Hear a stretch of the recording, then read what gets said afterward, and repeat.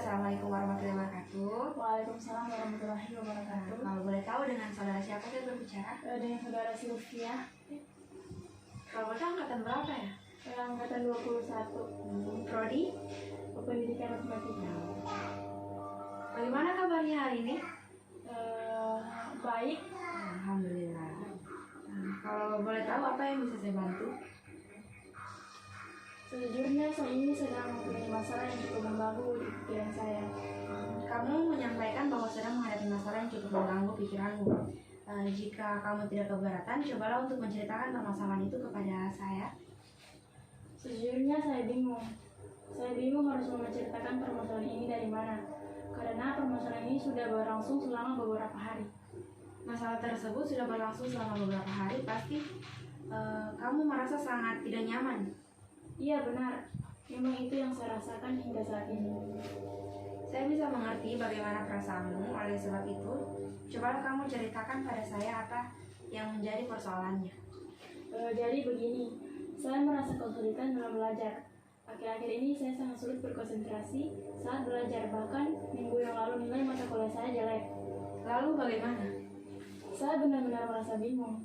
Terkadang saya juga malu kepada teman-teman sekelas saya. Jika boleh tahu, apa yang menyebabkan timbulnya perasaan seperti itu dan perasaan malu terhadap teman-temanmu? Saya malu karena keadaan saya. Bahkan terkadang saya merasa kecewa dan bingung terhadap diri saya sendiri. Hari ini pun saya mendapatkan nilai yang jelek, sedangkan teman saya mendapatkan nilai yang bagus. Lalu jika kamu merasa bingung dan kecewa pada dirimu sendiri, serta malu terhadap teman-temanmu, apa yang biasanya kamu lakukan? Saya lebih banyak di kelas. Saya merasa minder dengan teman-teman saya yang prestasinya sangat bagus. Terkadang saya juga melamun sendiri. Saya sangat memahami bagaimana perasaanmu. Tetapi apakah dengan kamu menjauh dari teman-teman dan hanya berdiam diri dalam kelas menjadikan perasaanmu merasa lebih baik? Tentu saja tidak.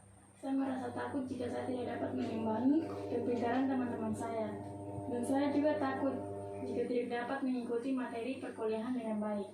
Baiklah, tetapi sebelum kita lanjutkan pembicaraan ini, jika tidak salah dalam memahami permasalahanmu, tadi kamu mengatakan bahwa kamu merasa kesulitan dalam belajar, kemudian baru saja kamu juga mengatakan bahwa kamu malu terhadap teman-temanmu karena khawatir tidak dapat menyimbangi dan mengikuti materi perkuliahan dengan baik. Sebenarnya yang manakah yang menjadi permasalahan paling penting dan mengganggu pikiranmu? Sebenarnya semua, karena kode permasalahan ini benar-benar membuat saya merasa terbebani. Tetapi, memang yang paling penting sebenarnya adalah masalah yang berkaitan dengan kesulitan belajar saya. Keadaan ini benar-benar membuat saya takut akan masa depan saya. Saya takut jika tidak berhasil dalam kuliah ini, dan saya juga tidak ingin membuat kedua orang tua saya kecewa. Baiklah, ternyata kamu sudah mampu memahami permasalahan yang sedang kamu hadapi. Iya, saya sudah paham, tetapi terkadang saya masih bingung apa yang harus saya lakukan untuk menghadapi permasalahan ini. Sekarang begini, bukankah yang menjadi niat dan tujuanmu mengikuti perkuliahan di kampus ini adalah untuk belajar dan menuntut ilmu? Iya, itu memang tujuan saya kuliah di kampus ini, yaitu untuk menuntut ilmu, belajar sebagai bekal masa depan saya kelak. Kamu mempunyai niat dan cita-cita yang bagus. Saya sangat senang mengetahui niat itu. Lalu sudahkah kamu memiliki cara untuk mengatasi permasalahan itu?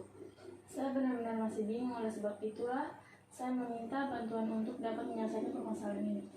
Baiklah, jadi begini.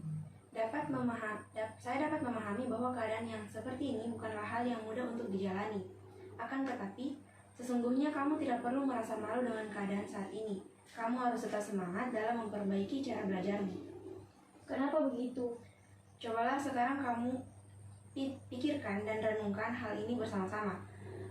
Kamu masih diberi kesempatan untuk dapat mengikuti kuliah di kampus ini. Bukankah itu merupakan hal yang sangat luar biasa?